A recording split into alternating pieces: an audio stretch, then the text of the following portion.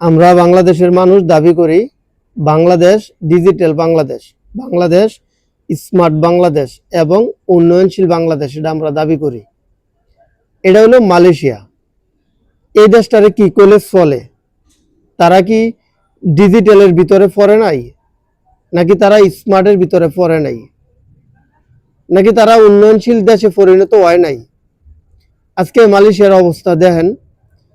মালয়েশিয়ার আইন মালয়েশিয়ার জনগণের জন্য সমান, সবার জন্য সমান আইন।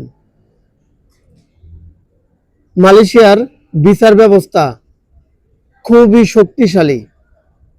এদেশে দুর্নীতি কইরা মুক্তি পাওয়ার কোনো সুযোগ নাই।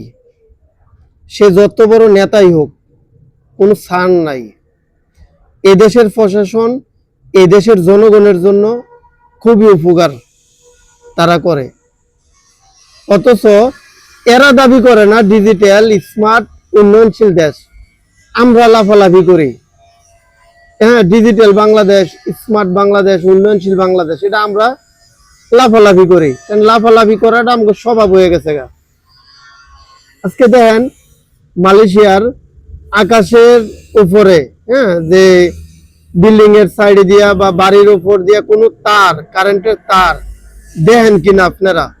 যেটা আমাকে ঢাকা শহর সহ সারা বাংলাদেশে অভাব নাই। এই কারেন্টের তারে দইরা অনেক মানুষ মারা যায়, এই দায়ভার সরকার নেয় না। এই কারেন্টের খাম্বার সাথে যেই এই ট্রান্সমিটার থাকে, এটি বাস্ট হয়ে দোকান পুরে, বাজার পুরে, ঘর পুরে, হ্যাঁ, এর ক্ষতিপূরণ সরকার দেয় না। সরকার কিন্তু বিল ঠিকই নেয়। আজকে দেখেন মালয়েশিয়াতে কোনো রাস্তাঘাটে, কোনো বিল্ডিং এর দেওয়ালের সাইডে, কোনো পিলারে, কোনো জায়গায় নেতার কোনো ছবি নাই, নেতার কোনো ছবি নাই, সামসার কোনো পোস্টার নাই। তাইলে এত সুন্দর পরিষ্কার তাগো দেশ, একটা ময়লা ফালাইলে জরিমানা, সিগারেট খায়